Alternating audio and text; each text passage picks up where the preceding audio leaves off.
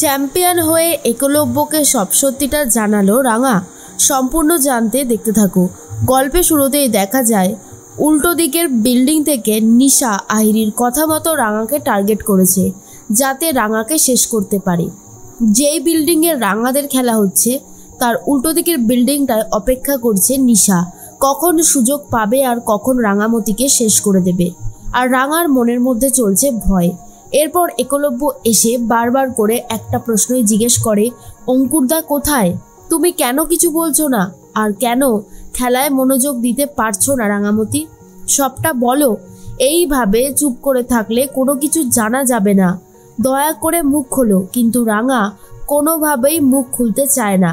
রাঙার সাথে কথা বলতে যখন একলব্য এগিয়ে এসেছিল তখনই ম্যাডাম এগিয়ে আসে আর বলে, দেখুন এটা একটা প্রতিযোগিতা আর এখানে রাঙা অংশগ্রহণ করেছে, তাই দয়া করে যত প্রাইভেট কথা আছে সবটা পরে বলবেন। এখন রাঙাকে মন দিয়ে খেলতে দিন, না হলে ও জিততে পারবে না। একলব্যকে সরিয়ে দেয় ম্যাডাম। রাঙা ভাবে, আমি উড়ানবাবুকে কি করে সবটা বলবো, কারণ আমার কাছে তো কোনো প্রমাণ নেই। যতক্ষণ না কোনো প্রমাণ পাচ্ছি ততক্ষণ আমি কোনোভাবেই মুখ খুলতে পারবো না। এর মধ্যে ম্যাডাম রাঙাকে বুঝিয়ে বলে যে, দেখো রাঙা, যাই হয়ে যাক না কেন তোমাকে এখানে কিন্তু জিততে হবে। তোমার ওপর আমাদের সবার অনেক ভরসা আছে, তাই তুমি কিন্তু কোনোভাবেই হেরে যেও না। এর মধ্যে বৃন্দা ঠিক করেছে রাঙার কম্পিটিশন যেখানে হচ্ছে সেখানে যাবে। তখনই চলে এসেছে ময়না আর বলে, দিদিভাই তুমি কোথায় যাচ্ছ? আমিও যাব।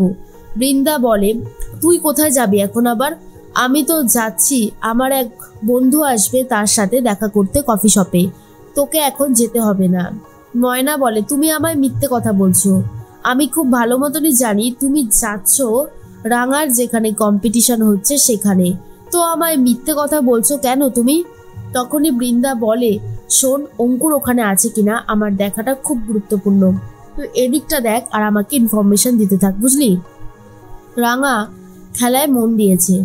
এর মধ্যেই আহিরি কথা বলতে থাকে নিশার সাথে ফোনে আর বলে, নিশা টার্গেট ফিক্সড হয়েছে, কাজটা করেছো?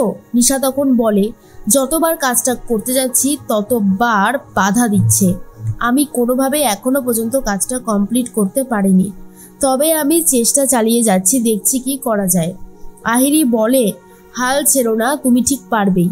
পেছন থেকে অঙ্কুর যে গাড়িতে করে ফলো করছিল সেটা গাড়ির আয়না দিয়ে দেখে নিয়েছে আহিরি। তারপর তাড়াতাড়ি করে গাড়ি থেকে নেমে গিয়ে সাইড হয়ে যায়। অঙ্কুর গাড়ির মধ্যে বসে দেখতে পারছিল না কিছুই, তাই গাড়ির ভেতর থেকে নেমে আসে বাইরে। খুঁজতে শুরু করে আহিরিকে, কিন্তু আহিরি পেছন থেকে এসেছে আর হাতে একটা বড়সড় লাঠি নিয়ে এসেছে। অঙ্কুরের মাথার পেছনে এমনভাবে আঘাত করে যে অঙ্কুর পুরো মাটিতে পড়ে যায় অজ্ঞান হয়ে। আহিরি তাড়াহুড়ো করে অঙ্কুরকে গাড়িতে তোলে আর সেখান থেকে নিয়ে বেরিয়ে যায়। অঙ্কুরের ফোন চেক করে দেখে ফোনটা আগে থেকেই নট রিচেবল করে রেখেছিল, তাই আর নট রিচেবল করার কোনো প্রয়োজন নেই। একলব্য বারবার করে বলতে থাকে, রাঙা তোমাকে পারতেই হবে, তোমাকে জিততেই হবে। রাঙা সেকেন্ড রাউন্ডে এসে অনেকটাই কম স্কোর করে। নবারুণ তো বাড়ির থেকে চিৎকার চেঁচামেচি শুরু করে দিয়েছে আর বলছে রাঙার এই অমনোযোগিতার জন্যই এই জিনিসটা হয়েছে। রাঙা যদি মনোযোগী হয়ে খেলে তাহলে কিন্তু ও ভালোভাবে জিততে পারে। না না, এটা কিন্তু একদমই ঠিক হচ্ছে না। প্রমিতা, তুমি ওকে বলবে খেলার সময় ও যেন অন্য কোনো কথা চিন্তা না করে। এদিকে অঙ্কুরকে অনেকবার ফোনে ট্রাই করে যাচ্ছে পাঞ্চালি, কিন্তু কোনোভাবেই আর ফোনে পাচ্ছে না, তাই আরো বেশি করে চিন্তা করতে থাকে। ময়না এসে বলে, কি ব্যাপার পাঞ্চালি, তুমি কি অঙ্কুরকে ফোন করছো? কোথায় রয়েছে অঙ্কুর? তখনই পাঞ্চালি বলে, কোথায় আবার রয়েছে, কাজে রয়েছে। ফোনটা করছি তো অঙ্কুরকে, তাই তুমি এখন এত বেশি নাক গলিও না। পাঞ্চালি ভাবে, অঙ্কুরের কোনো বিপদ হলো না তো? এদিকে রাঙা মনে মনে ভাবছে, জামাই দাদার যদি কিছু হয়ে যায় আমি সারা জীবনে কোনোদিন নিজেকে ক্ষমা করতে পারবো না। জামাই দাদার যেন কিছু না হয় ঠাকুর। এরপর একলব্য চোখের সামনে রাঙার জিতটা দেখতে পায়। রাঙা তো জিতে গেছে আর এদিকে একটা সেলিব্রেশন শুরু হয়ে গেছে। নিশার কাছে চলে গেছে আহিরি আর বলে, এখনো সময় আছে, তাড়াতাড়ি করো। কিন্তু নিশা কোনোভাবেই আর মারতে পারে না রাঙাকে। একলব্য বলে, আমি জানতাম তুমি জিতবে, তোমার মধ্যে সেই জয়টা আমি দেখেছিলাম আগে থেকেই।